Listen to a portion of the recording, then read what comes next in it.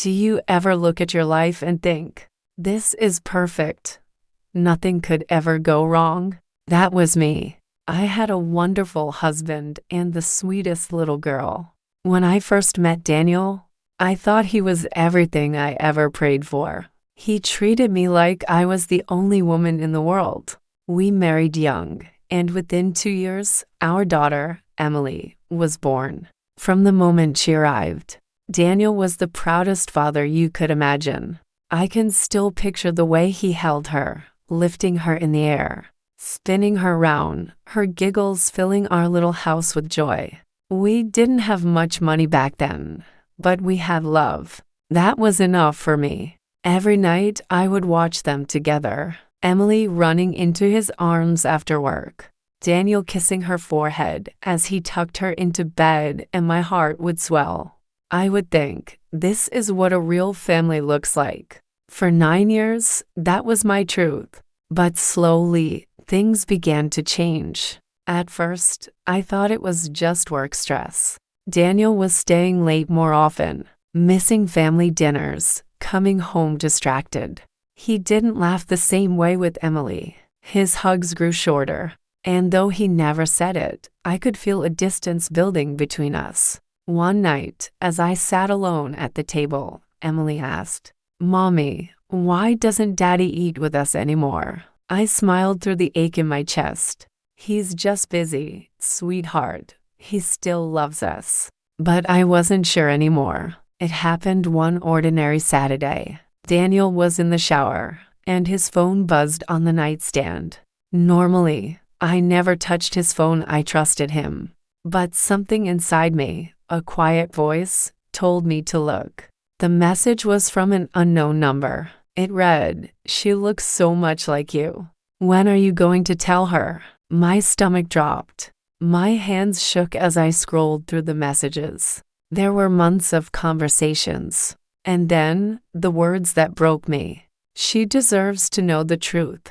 Emily is not your only daughter." I felt the air leave my lungs. Another daughter, another family? My husband, the man I trusted with my life, was hiding a child from me. When Daniel came out of the shower, towel around his shoulders, I was sitting on the bed with his phone in my hand. "Who is she, Daniel?" I asked, my voice trembling. His face went pale. For the first time in years, I saw fear in his eyes. He sat down, burying his face in his hands. "I didn't want you to find out this way," he whispered. The words felt like knives. Find out. That meant it was true. He confessed. Before we got married, just months before, he had been in a relationship with another woman.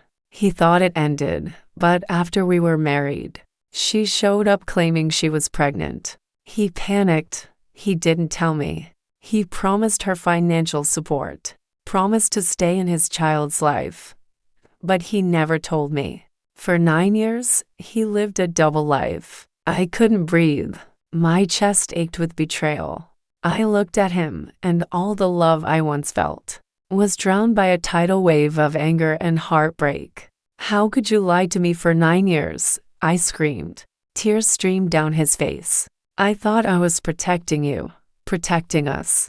But the truth was, he had only been protecting himself. Emily walked in at that moment, holding her teddy bear, her eyes wide with confusion. "Why are you yelling, Mommy?" I forced a smile, wiping my tears. "It's okay, sweetheart. Go back to bed." But inside, I broke. A week later, I met her. Her name was Sarah. She was the same age as Emily, Daniel's daughter, with the other woman. When I saw her, I froze. She had Daniel's smile, Daniel's eyes. She looked like Emily's twin.